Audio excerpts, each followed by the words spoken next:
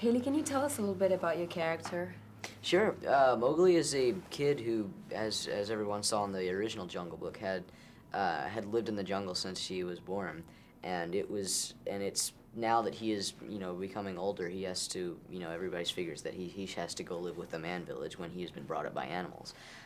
So in this story, it's about Mowgli, this boy who's been raised in the jungle. It's about his conflict to either live where he is supposed to with other people in a village, or to um, live in the jungle with his animal friends, which he's known all his life. Do you think, in a lot of ways, he brings two worlds together? Is this something that attracted you? Yeah, it's the thing that really attracted me to this film, particularly besides the fact that I was excited to play Mowgli, who's such a classic character, is that it's a character that's a lot more complex than most characters who are animated. I guess he really does have a serious conflict between whether he wants to go live in the jungle or should he stay with his own kind. It's an instinctual battle with him. So I guess it's a lot more interesting to play a character like that. Did you get any guidance from the previous, character, the voice, or like the sensitiveness? Oh yeah, I get from listening and watching that movie over and over again. It's as a little kid, I guess that was a little bit of background. I guess research before I even knew I was doing the film, so it helped, I guess.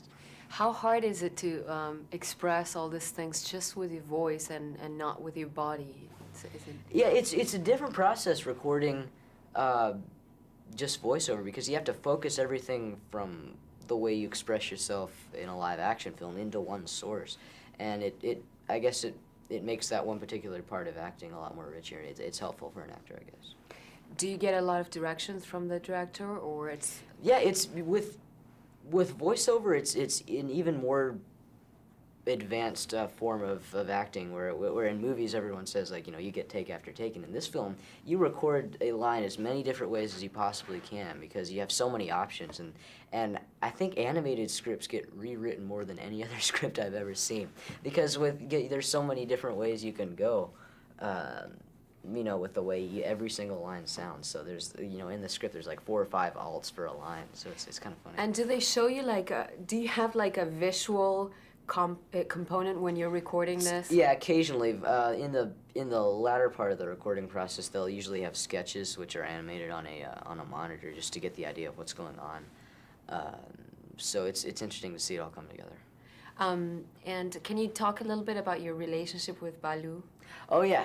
One of the classic relationships is between Mowgli and Baloo, and the funny part about it is that I've only met John Goodman today for the first time. We never met during the actual recording process, because he was recording in New Orleans, I think, and I was doing it here, and he was never in town. So I never got to meet him, and so it was kind of funny how we developed a relationship simply through what we recorded. Wow. So yeah. That's strange. Yeah. Do you think these movies have, like a lesson or a teaching behind for kids, because they have a lot of? Yeah, I think it is about how it's with Mowgli. It's a conflict of instincts. Whether he wants to. Everybody has their wild side where they want to go live with the animals in the jungle, I guess, or some equivalent of that, and the fact that your responsibility as a person to live in the village, I guess, or that equivalent in our daily lives. So I guess for the theme of this movie is finding a balance between our different instincts and stuff, and it's fun to see that played out. Your voice changed a lot since you recorded this. this. I started recording this when I was 10, and I finished it when I was 14. So it was a big voice change that I had to physically make sure my voice always sounded the same in every recording process. So it got harder as it went on.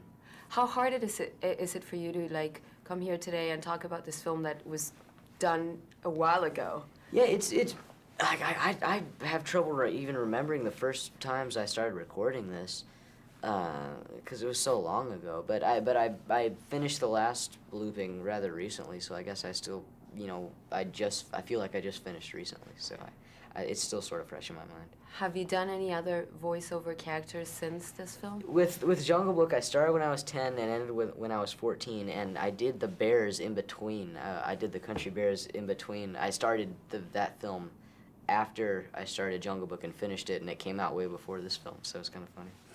How did you discover acting in your life? My dad is an actor and has been an actor for a long time. And when I was 5, that was about the time he figured that as a little kid, I enjoyed, I guess, performing. I would run around the backyard pretending to be a superhero all the time. And so he figured that acting might be something that I enjoyed, and since he had been doing it for a long time. So we gave it a try, and I did a couple commercials, and I enjoyed it. And I've just been doing things ever since.